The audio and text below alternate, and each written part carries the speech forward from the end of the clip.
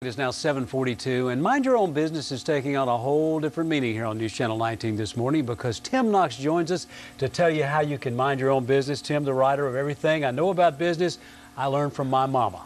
Or yeah, that's what it says. I learned from my mama. And your mama taught you well. She did teach me well, and now I'm here sharing all that with you, Steve. Okay, and we have questions from viewers, and Janet Miller of Huntsville asks, my friend and I are looking at opening a frozen custard, sounds like a good idea to me, Yep. and bakery business. How do we finance the projects and determine the best location for it? Well, first thing you do is you send Steve and I samples. Absolutely. Yes? Frozen custard's a hot business today.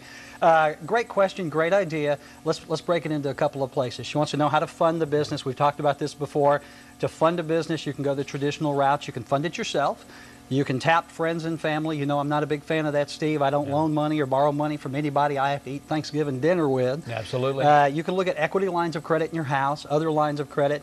People that started businesses on credit cards, be very careful there. You have to pay that money back. Credit card companies are not very sympathetic if your business goes under. But what I would do in this case is I would look at funding sources like banks or the SBA, the Small Business Administration. Of course, with banks, you're going to have collateral. You're going to have to personalize everything. One thing I would highly recommend is talking to an organization like the Women's Business Center here in Huntsville. Joanne Randolph heads up that organization. They will help you create a business plan. They will also help you create a loan package to shop to the SBA. They've given out, gosh, over $1 million in loans in the last year. So I don't know their phone number right off the top of my head, but the Women's Business Center website is wbcna.org. As far as a location goes, as I've said before, it depends on the product and who your end user is.